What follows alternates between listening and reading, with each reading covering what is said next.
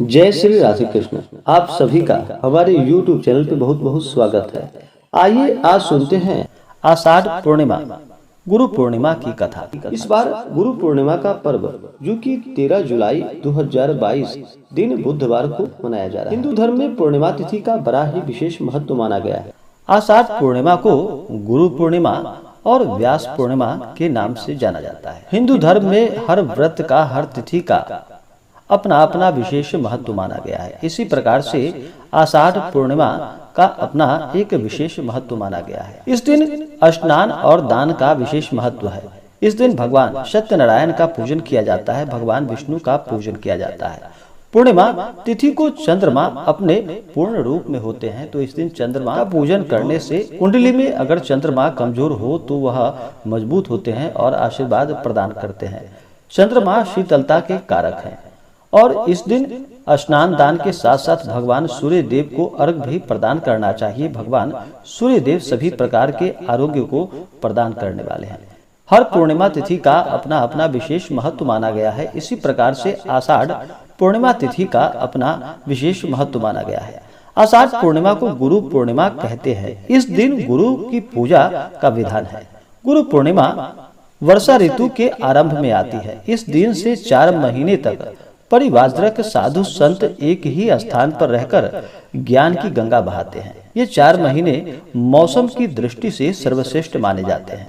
न अधिक गर्मी और न अधिक सर्दी, इसलिए अध्ययन के लिए उपयुक्त माने जाते हैं।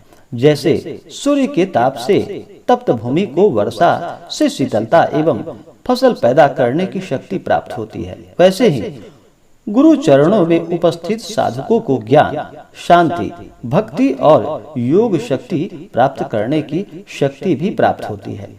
यह दिन महाभारत के रचयिता श्री कृष्ण द्वैपायन व्यास जी का जन्म भी है। वे संस्कृत के प्रखंड विद्वान और उन्होंने चारों वेदों की भी रचना की थी। इस कारण उनका एक नाम वेद व्यास भी है। उन्हें आदि गुरु भी कहा जाता है और उनके सम्मान में गुरु पूर्णिमा को व्यास पूर्णिमा नाम से भी जाना जाता है। भक्ति काल के संत घिसादास जी का जन्म भी इसी दिन हुआ था। वे कबीरदास के शिष्य थे। शास्त्रों में गु का अर्थ बताया गया है अंधकार या मूल अज्ञान और रू का अर्थ किया गया है उसका निरोधक। गुरु को गुरु इसलिए कहा जाता है कि वह अज्ञान तिमिर का ज्ञानांजन शलाका से निवारण कर देते हैं, अर्थात अंधकार को हटाकर प्रकाश की ओर ले जाने वाले को ही गुरु कहा जाता है। अज्ञान तिमिरांधस्य ज्ञानांजन शलाकया चक्षुन मिलितम तस्मै श्री गुरुवे नमः। गुरु तथा देवता में समानता के लिए एक श्लोक में कहा गया है कि जैसी भक्ति की आवश्यकता देवता के लिए है, वैसे ही गुरु के लिए भी, बल्कि सद्गुरु की कृपा से ईश्वर का साक्षात्कार भी संभव है। गुरु की कृपा से अभाव में कुछ भी संभव नहीं। इस दिन विशेष करके गुरु के समक्ष अपनी कृतज्ञता व्यक्त करते हुए गुरु का इस दिन वंदन करना चाहिए, उनका पूजन करना चाहिए, उनका चरण स्पर्श करना चाहिए। इससे गुरु का आशीर्वाद प्राप्त होता है और गुरु भगवान बृहस्पति को भी कहा जाता है। इससे भगवान बृहस्पति का भी आशीर्वाद प्राप्त होता है और जो गुरु का, माता और पिता का आदर करते हैं उनके ऊपर पितृ देवता और भगवान भी प्रसन्न होते हैं। इसलिए गुरु का आदर और सम्मान करे तो लाभकारी रहता है। आषाढ़ पूर्णिमा को विशेष करके सुबह ब्रह्म मुहूर्त में उठ करके ही इस दिन अपने नित्य क्रियाओं से निवृत्त होकर के गंगा नदी में या घर के जल में ही थोड़ा सा गंगा जल मिला करके स्नान करना चाहिए, शुद्ध वस्त्र धारण करना चाहिए और फिर सबसे पहले भगवान सूर्य देव को अर्घ्य प्रदान करना चाहिए। अगर कुंडली में सूर्य कमजोर हो तो इस दिन भगवान सूर्य को जल में सफेद पुष्प और लाल चंदन मिला करके उन्हें अर्घ्य प्रदान करे तो इससे सूर्य मजबूत होते हैं। इसलिए भगवान सूर्य को अर्घ्य अवश्य ही प्रदान करें। तो आइए सुनते हैं गुरु पूर्णिमा की कथा। अगर आप गुरु पूर्णिमा तिथि पर कथा के लिए ब्राह्मण दक्षिणा, अन्नदान, वस्त्रदान आदि के लिए देना चाहते हो तो आप अपने श्रद्धा और सामर्थ्य के अनुसार हमें डिस्क्रिप्शन में जा करके वहां से गूगल पे, फोन पे या अकाउंट नंबर के माध्यम से आप अपने श्रद्धा और सामर्थ्य के अनुसार हमें ब्राह्मण दक्षिणा प्रदान कर सकते हैं। तो आइए सुनते हैं गुरु पूर्णिमा की कथा। गुरु पूर्णिमा की कथा महर्षि व्यास जी के जन्म से जुड़ी हुई है। तो आइए सुनते हैं गुरु पूर्णिमा पर महर्षि वेद व्यास जी के जन्म की कथा।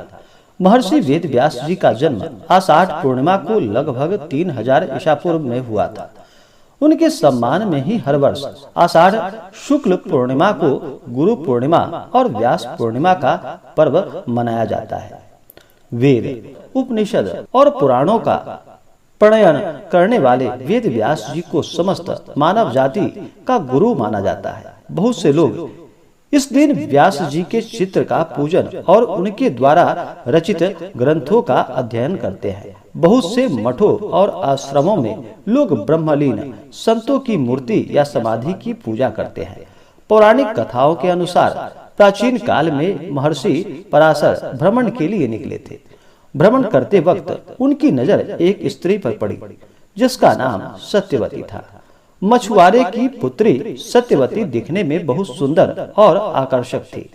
सत्यवती दिखने में तो बहुत आकर्षक थी, लेकिन उसके शरीर से मछली की गंध आती थी, जिसकी वजह से सत्यवती को मत्स्य गंधा भी कहा जाता था।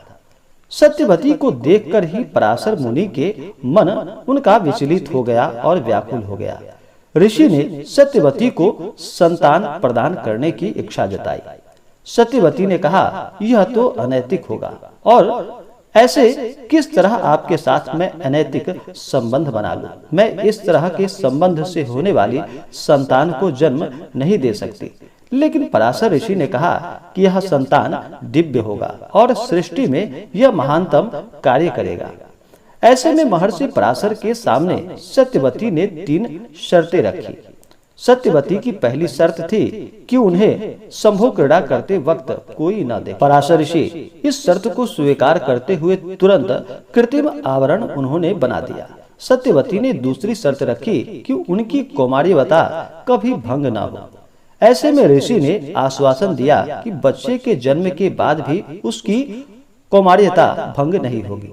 साथ में यह भी कहा कि होने वाली संतान महान ज्ञानी होगी। सत्यवती ने पराशर ऋषि के सामने तीसरी शर्त रखी कि उसके शरीर में से आने वाली मछली की महक के स्थान पर फूलों की सुगंध में परिवर्तित हो जाए। ऋषि ने सत्यवती की इस शर्त को भी स्वीकार करते हुए तथास्तु कह दिया और सत्यवती के शरीर से आने वाली मछली की गंध समाप्त हो गई और मत्स्य गंधा से वह सुगंधा बन गई। समय आने पर सत्यवती ने एक पुत्र को जन्म दिया जिसका के नाम कृष्ण द्वैपायन रखा। यही कृष्ण द्वैपायन आगे चलकर वेद व्यास जी के नाम से प्रसिद्ध हुए। महाभारत काल में मां के कहने पर महर्षि वेद व्यास ने विचित्र वीर्य की रानियों के साथ एक दासी के साथ भी नियोग किया, जिससे पांडु, धृतराष्ट्र और विदुर का जन्म हुआ था।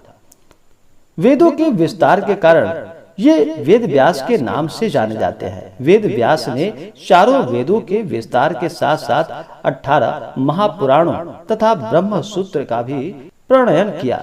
महर्षि वेद व्यास महाभारत के रचयिता है, बल्कि वह उन घटनाओं की भी साक्षी रहे हैं जो कि घटित हुआ है महाभारत का। अगर आप सब आषाढ़ पूर्णिमा कथा सुनना चाहते हो या आज के दिन भगवान सत्यनारायण का कथा श्रवण करना चाहते हो तो आप वीडियो के आइकन में जा करके जानकारियां प्राप्त कर सकते हैं और कथा श्रवण कर सकते हैं। तो आशा करता हूं कि यह जानकारी आपको अच्छा लगा हो। ऐसे ही ज्ञानवर्धक जानकारियां प्राप्त करने के लिए हमारे इस चैनल पे अगर आप नए हैं तो चैनल को लाल बटन दबा करके सब्सक्राइब करें, साथ में बेल आइकन घंटी दबाएं ताकि मेरे वीडियो का नोटिफिकेशन आपके पास सबसे पहले पहुंचे। वीडियो को लाइक और अपने मित्रों तथा दोस्तों के साथ शेयर करें। सुखी रहें और स्वस्थ रहें। जय श्री राधे कृष्ण। धन्यवाद।